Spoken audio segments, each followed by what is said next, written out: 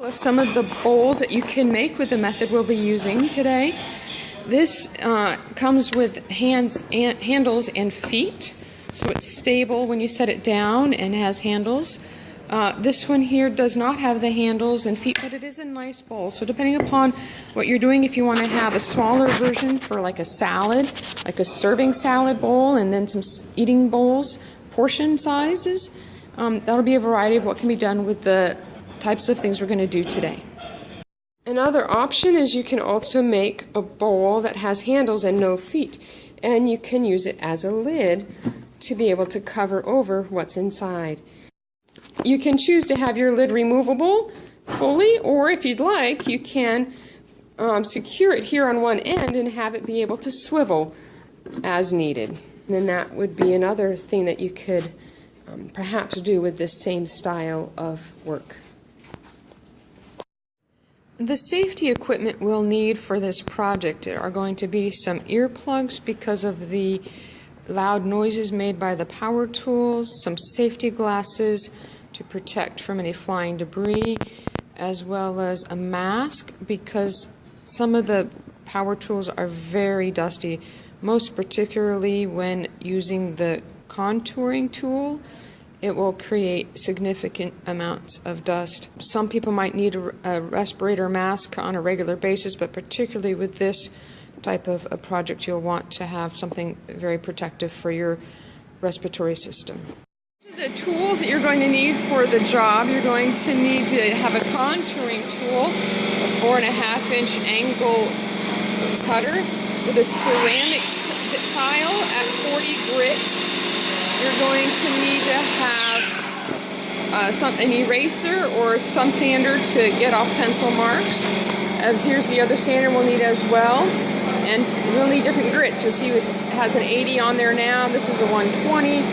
You also can use a 325. And then with the finish, you'll want the 600. You'll need the glue to put the project together. You'll need some wood filler, some stain, color of your choice, and preferably the water-based polyacrylic from Minwax because after 30 days you can use it on food products if needed. Variety of different kinds of stains. Color it depending upon what color you'd like your wood to be when we're done. You're going to need a saw to cut your board to get your straight lines. You can either use this type of a miter saw that expands and contracts to stretch across cutting the wood piece that we'll need. Or you could use a table saw that would also cut your straight original piece of board. You're going to want to have a bandsaw that has a flat table.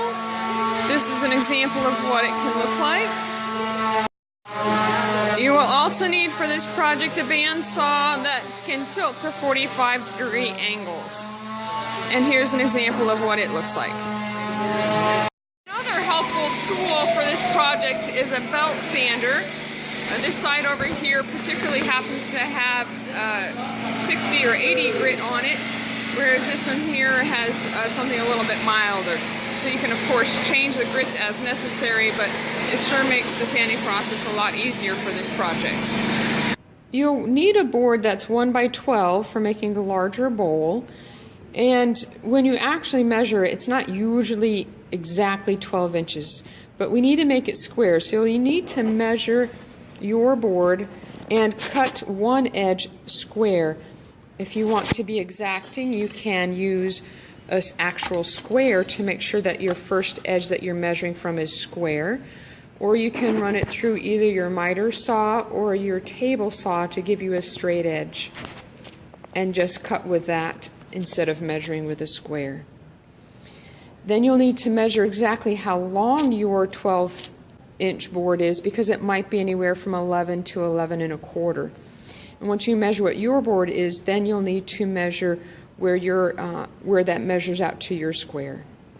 Once you've made your mark, you want to make sure that your board fits within the length that your miter saw will stretch, as well as make sure that it's lined up so that way the blade will not dig into your side of the board for your exact measurements for your square.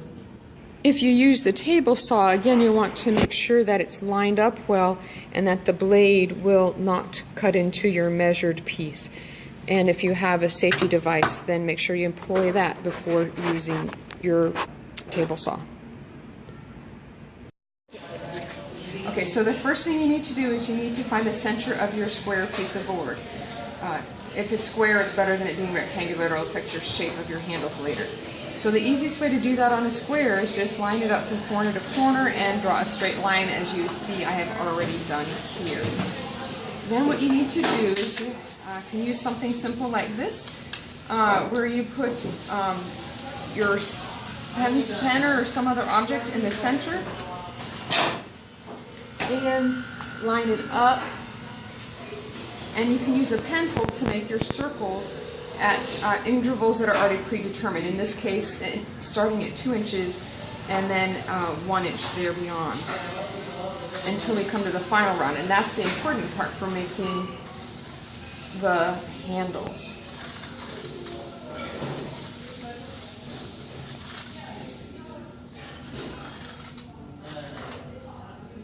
And also you'll notice, if you're not careful, that depending upon the size of the holes for your pencils, it can be on either the inside or the outside of their circles. So make sure as you're going around that you have a consistent push or pull on it, or else you'll see these incomplete circles, and that's why I'm sometimes going around just to make sure that everything's just right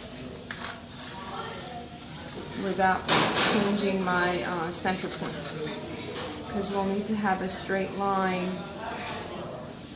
when we work with the bandsaw. That's why I'm making that line really clear there.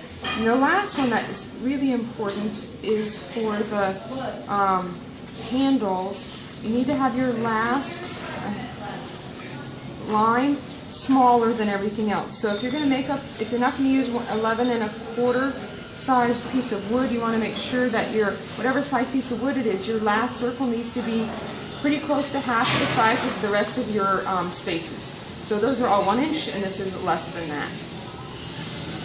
Feel free, if you want to make any other lines that you'll use for your handles that are not continuing, you can use those if you'd like. It's really helpful to have a little bit of a line at the edge showing where to kind of curve at the very end. So I'm going to just do a little bit here. Now if you also want to make this handy little trick, you just need to use a small little drill like this, and you can make the holes that you need at the spaces you want. These were done at 2 inches and then 1 inch successively into the edge of my piece of wood, but again, you can make it fit yours. After your circles are complete, if you are one who's fairly exacting, you might find it helpful to, on the back side, to make an X. That will be helpful for centering your handles and your feet at a later point. Next, you'll want to cut on the diagonal. Pick one of your lines and just make that your new center point. Note that this bandsaw is level and flat. That's important. You'll need to cut on a 45-degree angle, so you need to have your bandsaw or a different bandsaw move to be at a 45-degree angle to the blade. Make sure you're facing this side of the blade when you get started, and stay there.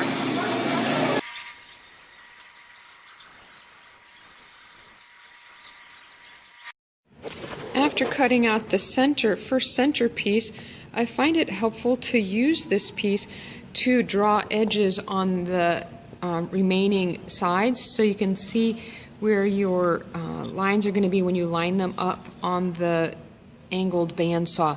This is most particularly helpful when you come to the corners, when you're working on the feet and the handles, to go ahead and draw those lines where that's going to fit for helping you later, and just kind of line them up with your lines that you've made previously. If you do not, then when you try to cut your angles without any clues, it makes it very cumbersome. After I have drawn around the bottom edges of the board, I like to use this piece and line it up here on the cut edge as well as the original edge here, and make my circle as long as possible for my feet, and make a pattern there. If you do not use your original piece, then it will not fit the bottom of your particular bowl. That otherwise succeeding size will be the wrong angle, and you'll want the proper angle to fit the bottom of your bowl. Go ahead and do that on all 4 of your corners that are cut like this. You won't need to do that for the handles, obviously, because they're going to be a different size. Edges here while there's still hand space to work the wood.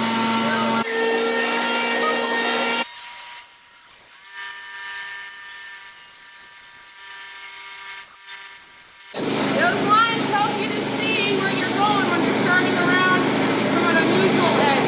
You're going to want to make sure that you follow the arrows here, and when you have your edges just recently cut, go ahead and hold on to it, and you can sand it following the 45-degree angle. And if you drew your line, then that'll help you make sure that you're staying fairly centered.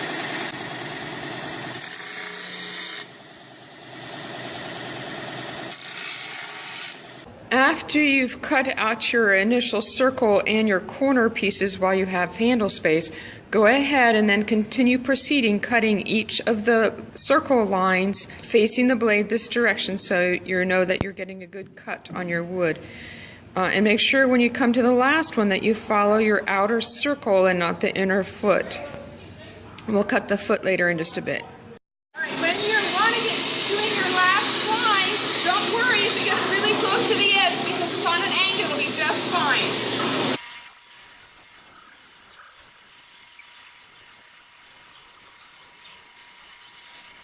Make sure you hold the bottom so it doesn't fall out.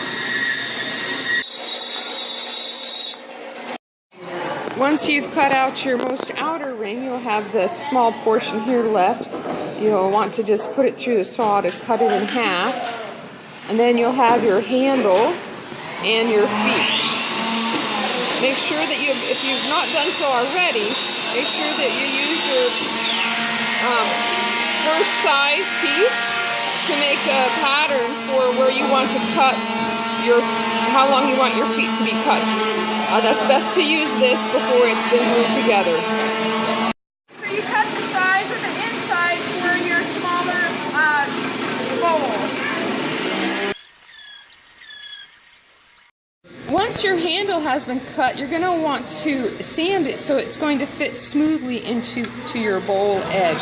So we're going to tip this over and do the same type of 45-degree angle so that it is smooth and it has less contour work to be done later in the next step.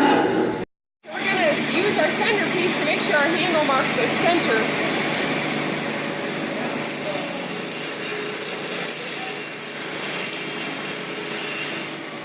And make sure you get any cuts that you made an error on, get those all smoothed out.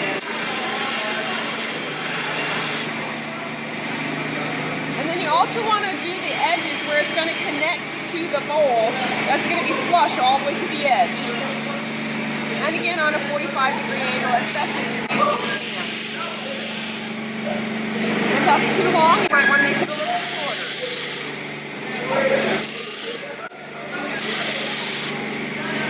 Until it looks even to you.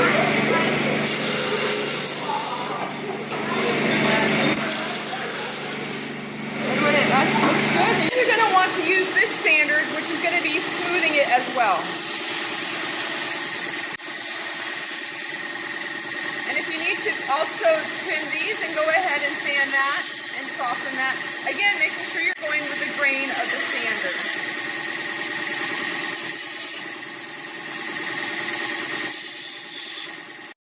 You want to make sure you do the same thing with the edge of your feet as well. Sand these pieces before they go onto the bowl because it's much harder to sand them after it's on. And you need to be careful how you sand it because of the direction of the blade going down this way. So I've learned if you can do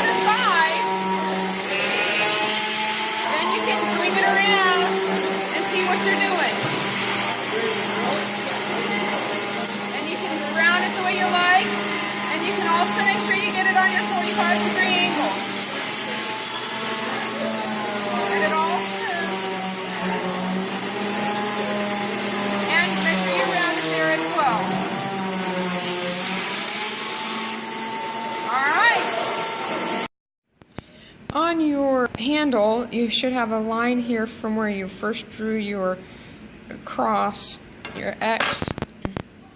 And if you happen to have drawn it on the back side, then you'll have it there as well.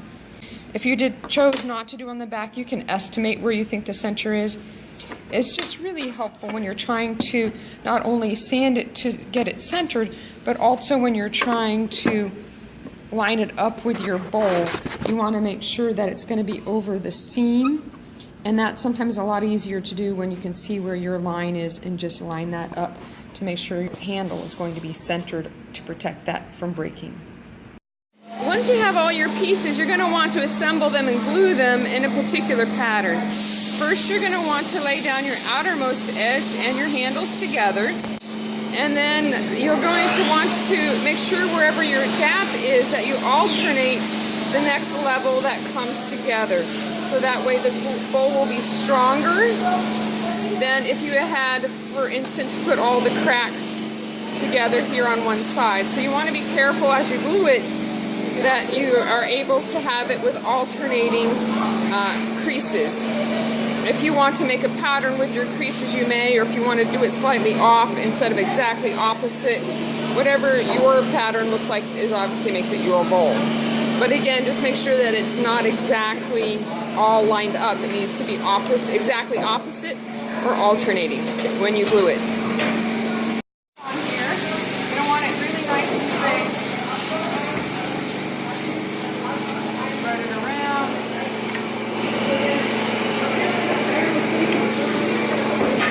You want to get these end pieces together. Both sides.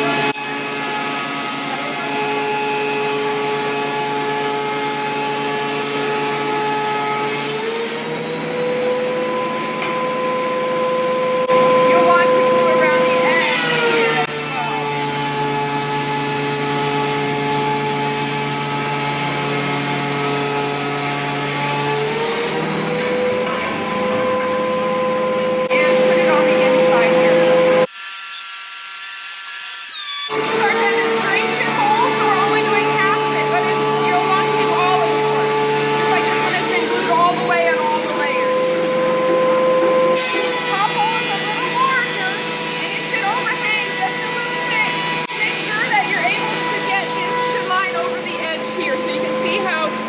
Overlaps just a little bit. Make sure you get that done as you're doing it and setting it all in place. Once it's in place, you're going to want to have it secured so it can dry with some pressure to keep it all where it belongs.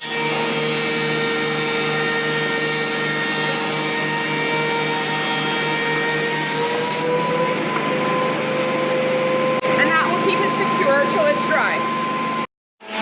Sometimes you'll get some dried glue area that's difficult because it's not going to be stained evenly. So what I do is I like to get this wet with a little damp paper towel, and then as that's wet, you can usually just kind of roll it off or scratch it off and get that smooth till it's just the wood.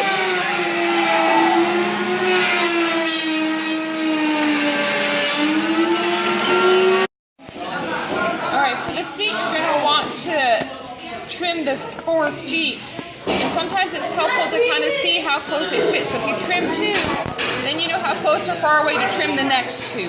So I find that helpful to do before you get too far.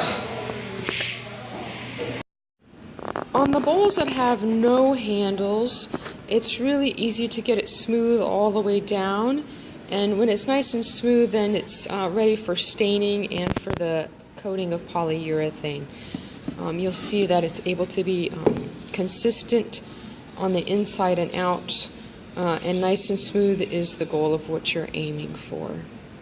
You're working with bowls that have handles, because the last layer is smaller than the rest of them, getting it exactly smooth makes that cumbersome because the outer edge would be so thin, they'd all be really thin. So what I chose to do on my bowl is to keep it smooth towards each ridge and have it smooth that way inside and out, which results in a thinner feeling for the outside and a thicker feeling inside, That's not something you can exactly do with a straight edge, but you can, as you can see the shine marks on here, it's not a flat edge, but it is a smooth edge. You need to make sure that this does not change, but the rest of these need to be contoured with this tool. So as you get working, you're going to want to hold it with 2 hands and gently work down without making any changes to this one here. And then you're also going to want to make sure that you create a nice smooth area between this level and this one to help hold the handles in place. And that's what's going to give you this look here, where the handles will become one piece here, as you see. I don't want to wear a mask because this is going to be really dusty.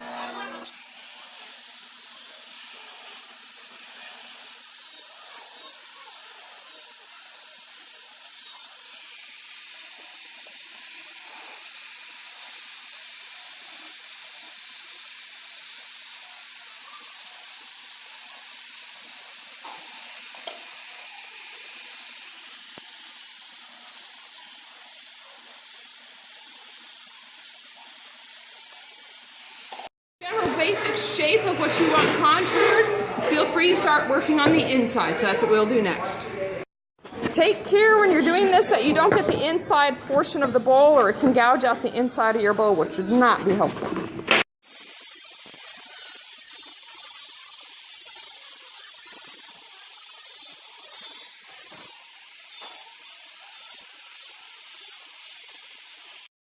Alright, so this outside has a general contour of what we're looking for.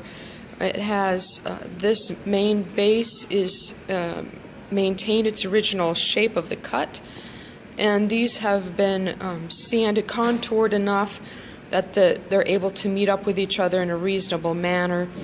It's now time for us to use the sander to be able to get that smoother, and this will help with merging that all together.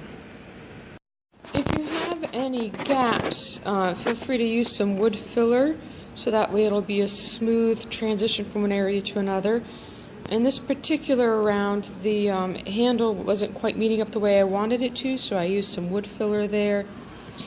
And on one of the seams, it had a little more of a gap than I preferred.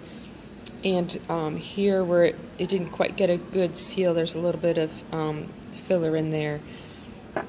You can do that either now, so that way as you sand it gets smooth along with everything else, or if you want to do it at the very end and then just do gentle touches up, then you may do that then. You'll see here we need to get these edges up here and over here, down here, and also around here around the corner. Try to get both of these edges here together where they meet up. Same over here.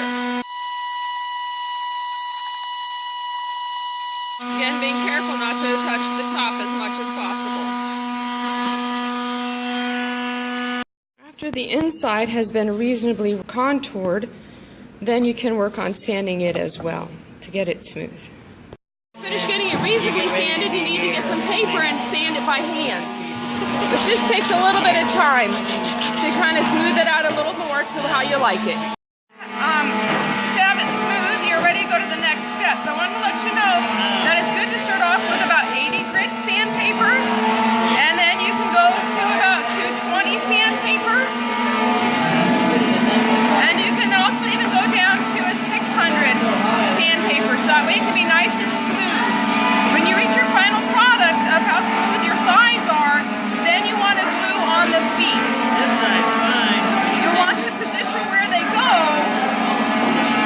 If you want 1 or 2, or if you want all 4, it's best to put it over where the seal is to keep it supported when it's going to be glued. So try to look that over, and what we'll do is I'll put glue on it and position it. Now this table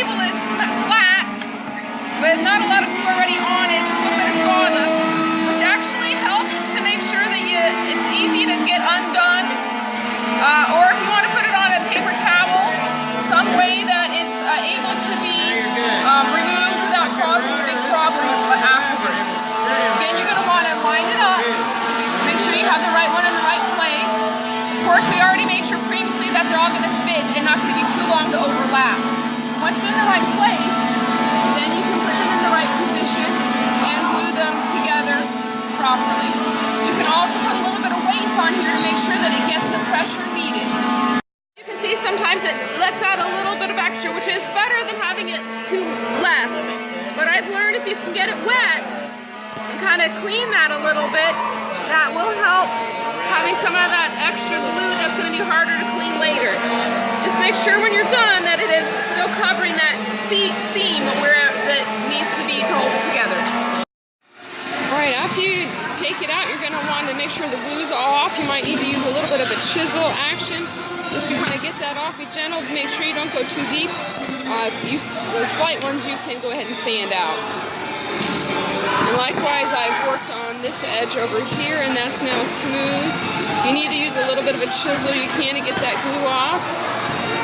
And down here in the center of the bowl, you want to make sure that it also has its area all cleaned out. There's a little bit of a gouge where the glue brought up the wood. But just kind of be really gentle, get the major parts off of that, and then you can finish off with like a wet paper towel, and the glue will just finish, it's a water-based glue, so it will go ahead and come up with a little bit of persistence. Alright, you want to make sure you have that all ready. It won't stain if you don't otherwise.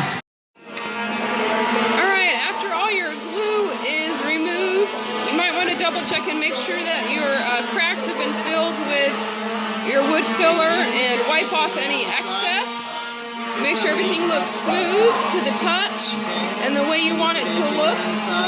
If you happen to still have any pencil marks still left on, you're going to want to make sure that you remove them. You can use a magic eraser, or you can sand them off. On the flat surfaces, you can get rid of your pencil marks with a sander.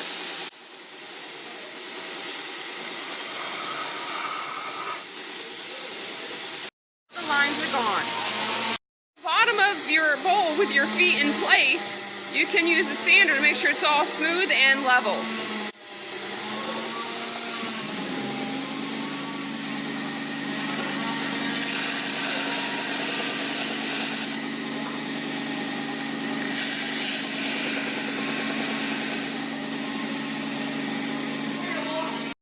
On the back side of the handles, it might be easier to use the magic eraser. Alright, so to take off the pencil marks in a place that's hard to sand, you can just get your magic eraser wet, and that will usually take off the pencil marks really easily without having to do a lot of sanding or having any concerns. If there's any other marks, you can clean that off as well before you put the stain on. If there's any missing glue that needs to come off or any smoothing out that needs to be done, you can use that before you stain it. Okay, I think it's ready to be stained. Satisfied with the bowl and the shape and the texture that you desire, it's time to stain it. You want to get your stain, I like this one here because it gives it a nice color. You can use a rag, and you can see that the places that are free of glue will stain. If it happens to have any glue on it, the glue will not stain, and you'll be able to see that. So the lighter the stain color, the better for if you're not sure if you have all of your glue off.